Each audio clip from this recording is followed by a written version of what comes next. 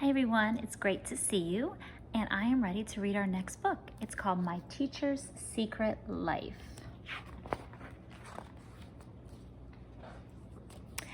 I know everything about my new teacher, Mrs. Quirk. Her first name is Isabel. She bites her lip when she's thinking hard, and she has eyes in the back of her head in case we try anything funny. Once a week, Mrs. Quirk takes us to Miss Painter's art room. It's the only place in the school where we can make a mess on purpose. When Mrs. Quirk comes back, she doesn't always recognize us. Every day at 3 o'clock, Mrs. Quirk says goodbye to us. She doesn't have to leave though, because she lives at school with all the other teachers. I can imagine what happens after we're gone. First, Mr. Crumple, the custodian, leads a trash patrol through the halls. Litter, he says, is no one's friend. Then the gym teacher, Miss Whistle, makes everyone do exercises. Mrs. Quirk stands in the back because she has trouble touching her toes. All that running around makes the teachers hungry.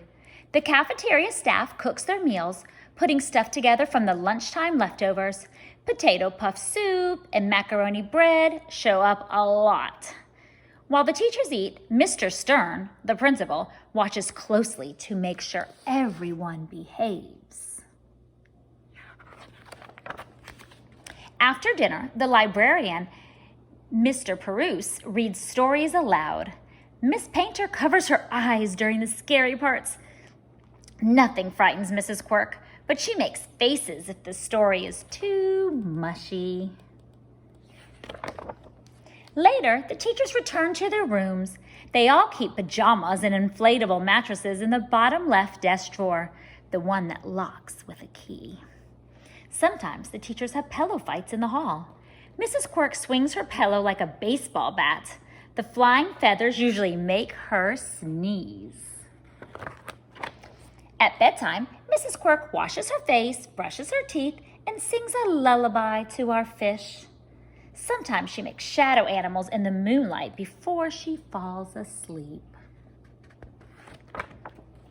Lately, though, I have been wondering if I know Mrs. Quirk so well after all. One Saturday, I saw her in the supermarket filling up her cart. I wondered what she was doing there. There's always plenty of food in the cafeteria. Then, last Tuesday, I saw Mrs. Quirk again trying on skates at the mall. She didn't look like a teacher one bit. I don't know what she did with the skates. She never wears them in class or at recess. Maybe she races down the hallway late at night. Yesterday was my biggest surprise yet. I saw Mrs. Quirk in the park with a strange man and a girl. The girl looked like Mrs. Quirk, only younger. The strange man even put his arm around Mrs. Quirk. She didn't seem to mind. I've been watching Mrs. Quirk extra carefully ever since. In class, she acts just the same. She still knows who pushed who first and who tracked in all the mud from the playground, and she still bites her lip when she's thinking. Mrs. Quirk must figure she has everyone fooled, but not me. I know Mrs. Quirk has a secret life. I just wonder when the other teachers will get suspicious. So have you ever thought about your teacher having a secret life? Could she be a secret villain? Could she be a superhero? Now is your time to write about your teacher's secret life. Have fun with it.